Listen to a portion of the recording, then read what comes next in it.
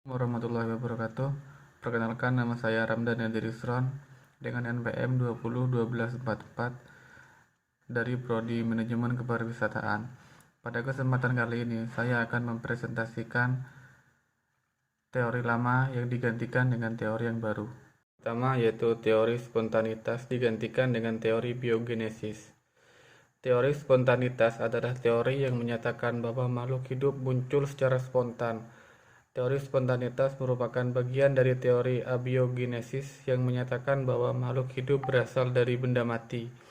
Teori spontanitas dipatahkan oleh teori biogenesis, yaitu teori yang menyatakan bahwa makhluk hidup muncul dari zat hidup lainnya.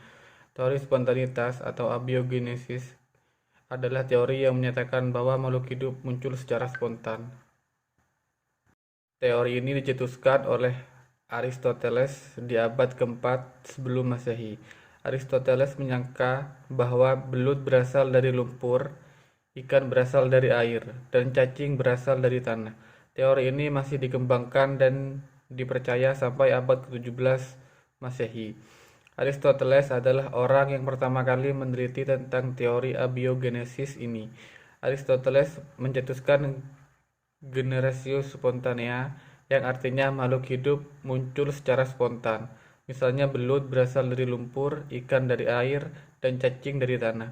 Dan ilmuwan lainnya seperti Anthony van Leeuwenhoek, Miller Urey, Alexander Oparin, John Needham. Teori tersebut dipatahkan oleh teori biogenesis yang menyatakan bahwa makhluk hidup muncul dari zat hidup lainnya.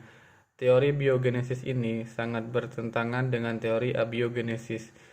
Teori biogenesislah yang mematahkan teori abiogenesis. Dibuktikan oleh tokoh-tokoh seperti Francesco Redi, Lazzaro, dan Louis Pasteur. Teori dari Louis Pasteur yang paling kuat membantah teori spontanitas, yaitu Pasteur memanaskan kaldu di wadah yang sudah dimodifikasi. Wadah tersebut memungkinkan adanya kontak dengan udara luar, tetapi tidak membuat mikroorganisme di udara bercampur ke kaldu. Hasil percobaan Pasteur adalah tidak ditemukannya mikroorganisme baru saat tidak ada mikroorganisme dari luar yang masuk ke kaldu. Percobaan Pasteur berhasil membungkam para pendukung teori abiogenesis. Bagi saya, teori ini menarik karena makhluk hidup tidak mungkin tercipta dari benda mati yang tiba-tiba memberikan kehidupan baru, yaitu teori evolusi Charles Darwin yang dipatahkan oleh tiga teori. Yang pertama yaitu hukum termodinamika, yang kedua penelitian di planet Mars, dan yang terakhir dipatahkan oleh sains. Teori evolusi Charles Darwin menyatakan bahwa hewan dan tumbuhan berasal dari suatu spesies yang sama. Spesies tersebut mengalami perubahan fisik seiring dengan berjalannya waktu dikarenakan adanya seleksi alam. Hal ini berlangsung secara terus-menerus hingga terbentuk spesies modern seperti sekarang, membentuk pohon keluarga yang terus bercabang. Teori Charles Darwin dipatahkan oleh yang pertama yaitu hukum termodinamika kedua. Hukum termodinamika kedua menyebutkan bahwa tidak mungkin untuk membuat sebuah mesin kalor yang bekerja dalam suatu siklus yang semata-mata mengubah energi panas yang diperoleh dari suatu reservoir pada suhu tertentu, seluruhnya menjadi usaha mekanik. Hukum kedua termodinamika mengatakan bahwa aliran kalor memiliki arah. Dengan kata lain, tidak semua proses di alam semesta adalah reversible atau dapat dibalikan arahnya. Sebagai contoh, jika seekor beruang kutub tertidur di atas salju, maka salju di bawah tubuhnya akan mencair karena kalor dari tubuh beruang tersebut. Akan tetapi, beruang tersebut tidak dapat mengambil kalor dari salju tersebut untuk menghangatkan tubuhnya. Dengan demikian, aliran energi kalor memiliki arah, yaitu dari panas ke dingin. Satu aplikasi penting dari hukum kedua adalah studi tentang mesin kalor. Artinya, jika beruang kutublah yang membuat lingkungannya berubah menjadi cair karena adanya kalor dari badan beruang, sedangkan teori evolusi menerangkan terbalik. Artinya, kalau lingkunganlah yang membuat beruang kutub berubah, kata lainnya lingkunganlah yang menjadikan beruang bisa mempertahankan hidup. Teori Darwin dipatahkan yang kedua oleh penelitian di planet Mars.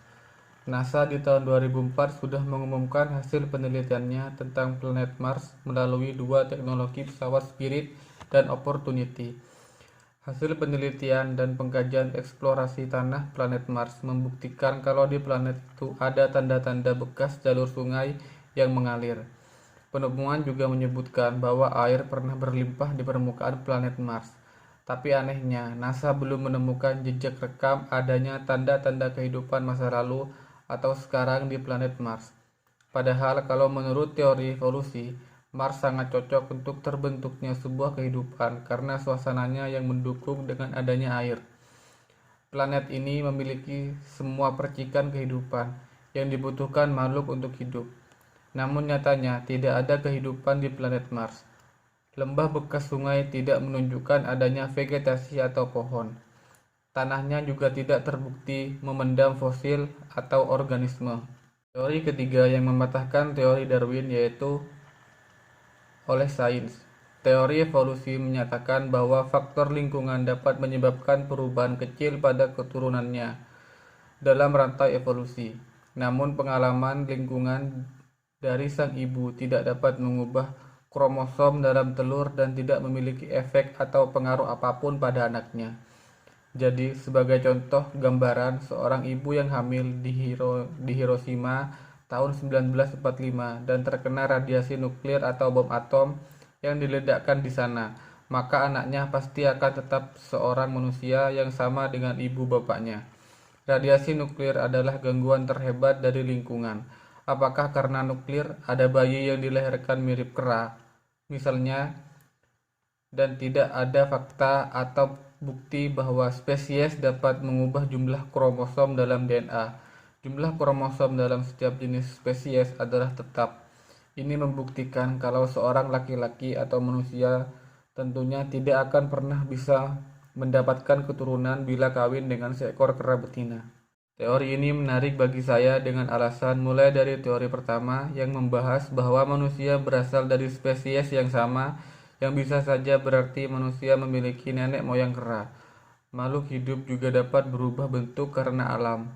Sampai teori ini dipatahkan oleh hukum dan juga penelitian baru yang menyatakan bahwa teori itu bisa salah dan juga dari kepercayaan manusia itu sendiri seperti agama dan kepercayaan yang dianut manusia. Sekian presentasi yang bisa saya sampaikan, kurang lebihnya saya minta maaf. Saya Ramdan Nadir Isron. Wassalamualaikum warahmatullahi wabarakatuh.